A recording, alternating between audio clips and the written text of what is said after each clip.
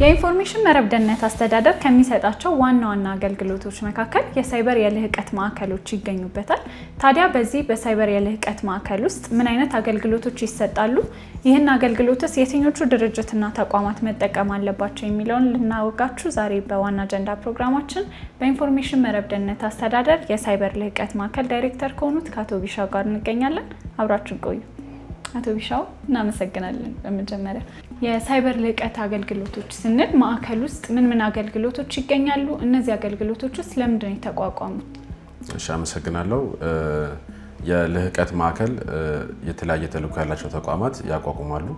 በዋናነት መነሻቸው የሚሰሩት ስራ ምርምርና ፈጠራ የሚፈልግ ሲሆን አቅም ግንባታ በቀጣይነት መሰራት ያለበት የተልዕኮ ኤሪያ ሲሆን የልህቀት ማዕከል አቋቁመው ይሰራሉ። የኛ ተልዕኮ ደግሞ እንደሚታወቀው የሳይበር ደህንነት ኤሪያ ላይ የሚያተኩር በመሆኑ መስኩ ደግሞ በቀጣይነት አቅም መገንባትን፣ በቀጣይነት ምርምር መስራትን እና ፈጠራ የታከለበት የአሰራር ሂደት የሚያጠይቅ በመሆኑ የልህቀት ማዕከሉ ተቋቁሟል። መነሻው ተቋሙ ያካሄደው የሪፎርም ስራ ነው። ሪፎርም ሲከናወን አንዱ ከተለየው ጉዳይ መካከል የአቅም ግንባታ የምንከውንበት አግባብ ተልዕኮውን የሚመጥን ጊዜውን የዋጃ አለመሆኑን የተረዳ በመሆኑ የልህቀት ማዕከሉ እንዲቋቋም ሆኗል። እንግዲህ ከተቋቋመ አሁን 2ኛ ዓመቱን እየጨረሰ ነው።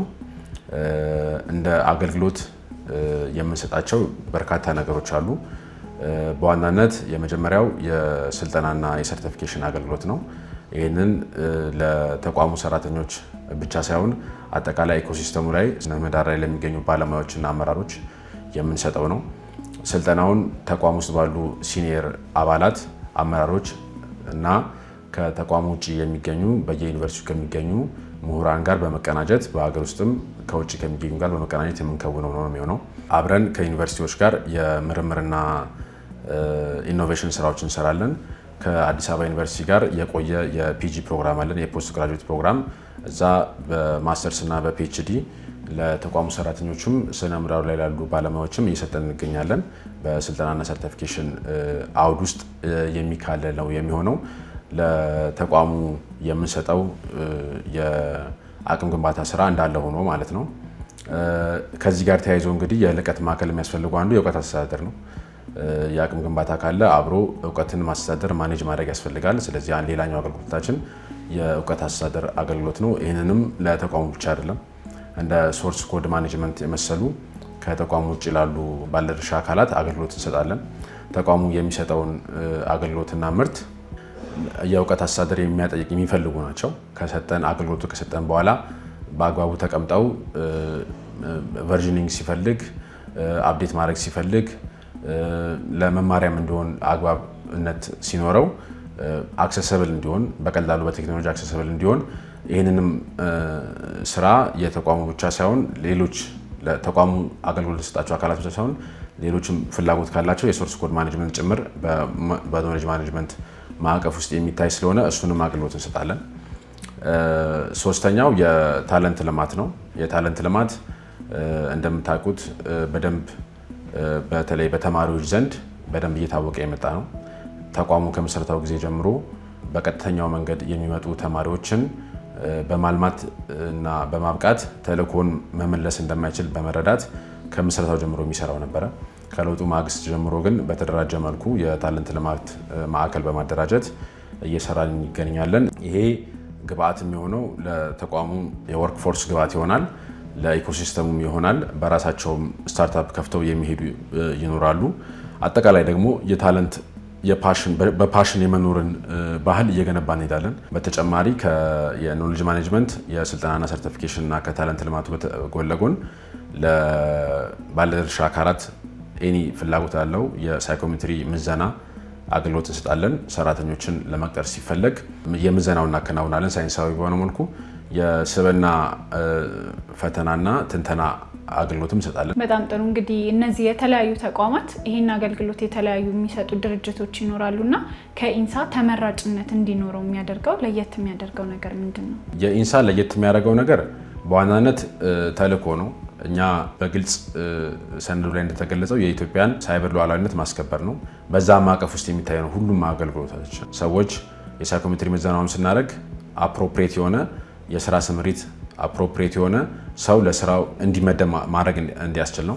የስብዕና ቴስቱንም እንደዛው ስልጠናዎችንም ስንሰጥ መነሻችን አንከራችን የኢትዮጵያ የዲጂታል 2030 ነው። ስለዚህ እሱ ላይ ተመስርተን ነው አገልግሎት የምናቀርበው እና ያንን ጎል ከማሳካት አንጻር እንደ ተቋም የተሰጠን ሚና አለ። አጠቃላይ አገራዊ ፍላጎቱ አለ። ለእኛ ደግሞ በተለይ የዲጂታል 2030 ስትራቴጂ እንደ አንከር ስለምንጠቀምበት ከሌላው ይለየናል። በተለይ ከፕራይቬት ሴክተሩ ማለት ነው። ሴንተራችን አገልግሎት መስጠት ነው።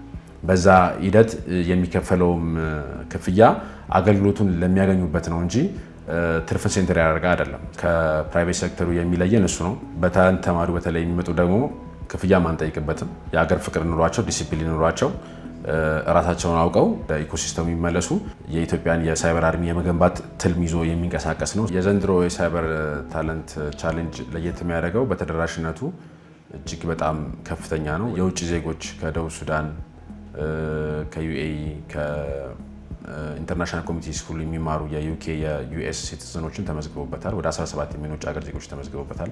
ተደራሽነታችን እየሰፋ ነው ያለው። እዚህ በተቋሙ የምናደርገው ልማት የታለንት ሴንተሩ ምን እንደሚመስል ሳይኮሜትሪ የምንፈትንበት አካባቢ ምን ይመስላል የሚለውን ተማሪዎቹንም በዛው አግኝተን ብናየው ደስ ይለኛል። ወደዛ ብንሄድ ደስ ይለኛል። በጣም ጥሩ፣ ደስ ይለኛል።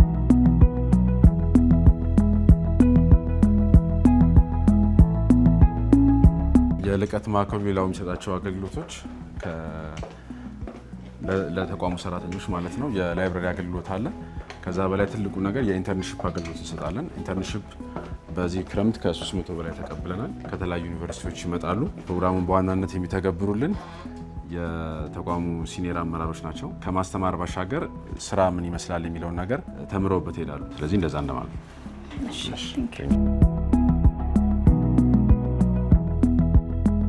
ይሄኛው ደግሞ ለተቋሙ ሰራተኞች የላይብረሪ አገልግሎት ይሰጣል። በጣም ትንሽ ነች፣ ነገር ግን ፍላጎት ያላቸው ሰራተኞች ተማሪዎችን መጥተው የሚያነቡበት ነው።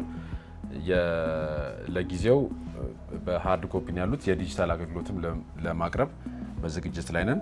አንዱ አገልግሎት ደግሞ ለተቋሙ ሰራተኞች ነው፣ የላይብረሪ አገልግሎት የምንሰጥበት ቦታ ነው ይሄ። አሁን ወደ ሳይኮሜትሪ መሄድ እንችላለን። እንደ አገልግሎት እንግዲህ የሳይኮሜትሪና የስብዕና ቴስት ማድረግ የጀመርነው በዋናነት ተቋማት የሚቀጥሯቸውን ሰራተኞች ያላቸውን ካፓቢሊቲ መለየት እና አግባብነት ያለው የስራ ስምሪት መስጠት እንዲችሉ ያስችላቸዋል። ሳይኮሜትሪ ቴስት በዋናነት ያላቸውን የፕሮብሌም ሶልቪንግ ካፓቢሊቲ፣ የክሪኤቲቪቲ ካፓቢሊቲ ይለካል። ያሉበትንም ሌብል ይናገራል፣ የኮግኒቲቭ ካፓቢሊቲያቸውን ማለት ነው። ይዘውት ከሚመጡ ሰርቲፊኬት ባሻገር የነሱ አጠቃላይ አቅም ስለሚናገር እዛ ላይ ተመስርቶ የስራ ስምሪት መስጠትም ለመቅጠርም እንደ አንድ ግብዓት ይሆናል ማለት ነው። ሁለተኛው እዚህ ክፍል ውስጥ የምንሰጠው ምዘና የስብዕና ቴስት ነው። የስብዕና ቴስት በዋናነት የፐርሰናል ቴስት የምንለው ሰዎች ራሳቸውን እንዲያውቁ፣ ፓሽናቸውን እንዲያውቁ፣ እንዲለዩ፣ ቀጣሪ ተቋማት ደግሞ የሚቀጥሯቸውን ሰራተኞች እንዲያውቋቸውና አግባብነት ያለው ስራ ስምሪት እንዲሰጡ እሱ ላይ ተመስርተውም የሚሰሯቸውን የካፓቢሊቲ ቢልዲንግ የአቅም ግንባታ ስራዎችን መስራት እንዲችሉ ሚኒንግ ያለው ህይወት መኖር እንዲችሉ ሰራተኞቻቸው ማድረግ ያስችላል። እዛ ላይ ተመስርቶ የስልጠና ይቀረጽና ስልጠናዎች ይሰጣሉ። ስለዚህ ፕሮዳክቲቪቲም ይጨምራል።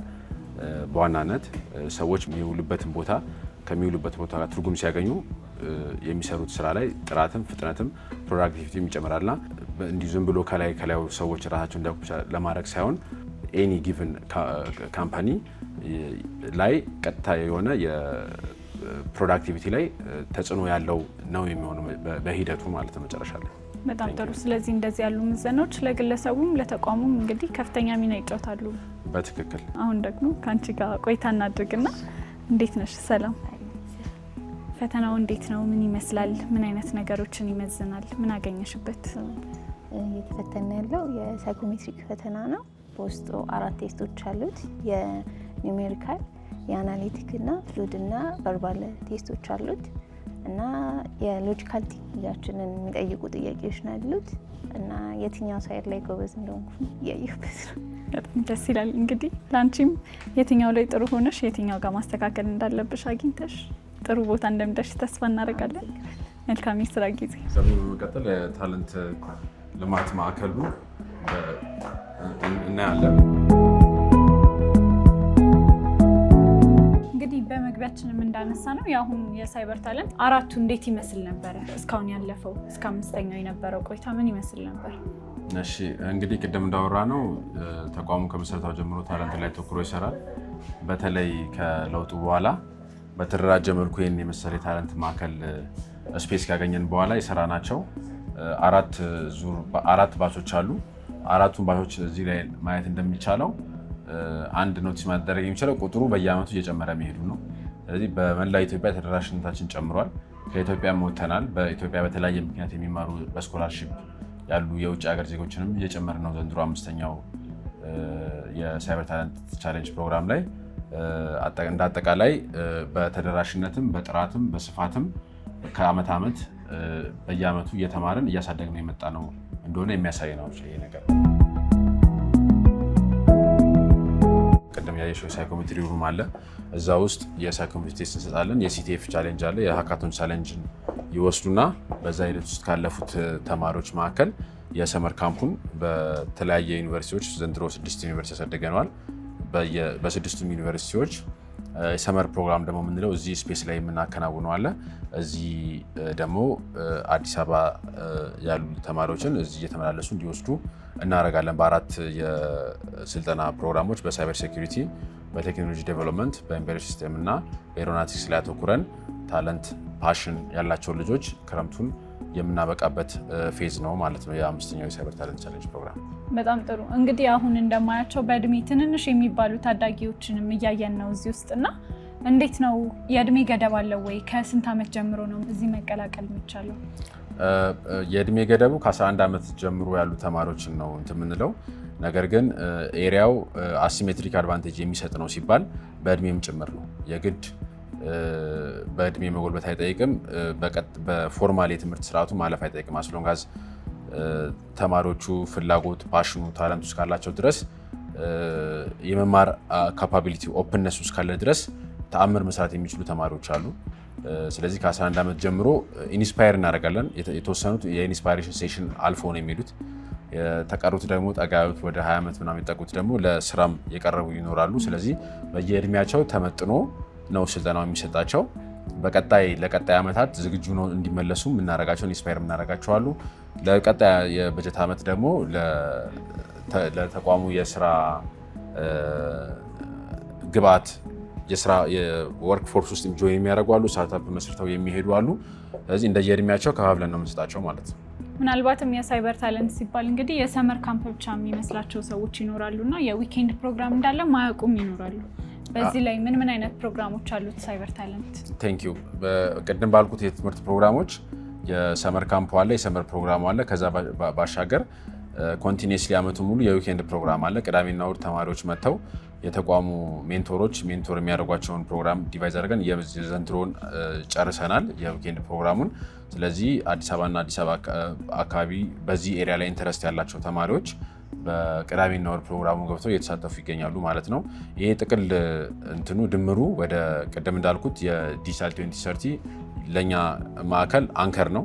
ስለዚህ ለዛ ግብአት የሚሆኑ ወርክ ፎርስን በተለያየ ደረጃ ያዘጋጀን የምንሄድበት አግባብ ነው የሚሆነው። ስለዚህ ክረምቱን ብቻ ሳይሆን ቅዳሜና እሁድም አገልግሎቱን የምንሰጥ መሆኑን ለመግለጽ ፈልጋለሁ። እንግዲህ እስካሁንም እንዳነሳ ነው በዲጂታል 2030 ላይ ይህ ማዕከል የሳይበር የኤክሰለንስ ማዕከሉ በጣም ከፍተኛ ስራዎችን እየሰራ ይገኛል እያየ ነው እና በዚህ ላይ ደግሞ እንደ ማጠቃለያ ማለት የምትፈልገው የቀረ የሚባል ነገር ካለ? እንደ ማጠቃለያ ማለት የምፈልገው እንደ ሀገር ዲጂታል 2025 ተቀርጾ ሲተገበር ብዙ የቀሩን ነገሮች ነበሩ።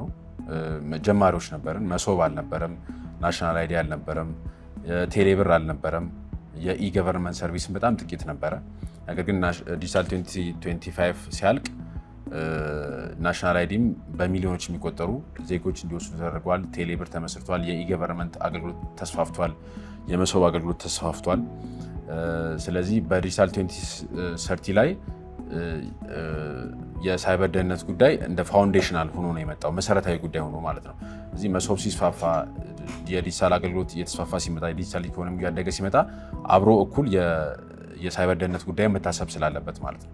ሳይበር ደህንነት ደግሞ በዋናነት መጠበቅ የሚችለው በውስጥ ኃይል በዜጎች ነው፣ በሀገር ዜጎች ነው እንጂ በተውሶ ወታደር ሀገር እንደማይጠበቀው ሁሉ በተውሶ ቴክኖሎጂም በተውሶ አቅምም ሀገር መጠበቅ አንችልም። ስለዚህ ኤኒ ዲጂታል 2030 ላይ የሚሰሩ ስራዎች በሙሉ የሳይበር ደህንነትን የሚያጠይቁ የሚፈልጉ በመሆናቸው እዛ ላይ የሚደርስን ጥቃት ለመከላከል ተገቢ ሆኖ ሲገኝም ጥቃት ለመፈጸም የሚችል አቅም እያፈራ ነው እየሄድን ያለ ነው ማለት ነው። ስለዚህ በስልጠናና ሰርቲፊኬሽን ዲቪዥኑ በኩል የምንሰጠው አገልግሎትም በታለንት ልማቱም የምናደርገው የመጨረሻ ግቡ በዲጂታል 2030 ሀገሪቷ ያለመችውን ህልም እውን እንዲሆን፣ ያ ደግሞ እውን ሲሆን ያለምንም የአገልግሎት መቆራረጥ ያለምንም ጥቃት ዜጎች ዲጂታል ኢኮኖሚው ላይ ማግኘት ያለባቸውን አገልግሎት አግኝተው ሴፍ የሆነ ኑሮ መኖር እንዲችሉ ማድረግ የሚያስችሉ ዜጎችን ማፍራት ነው ለማለት እፈልጋለሁ። አመሰግናለሁ። በጣም ጥሩ ቆይታ ነበረን። ስለ ጊዜ በጣም እናመሰግናለን።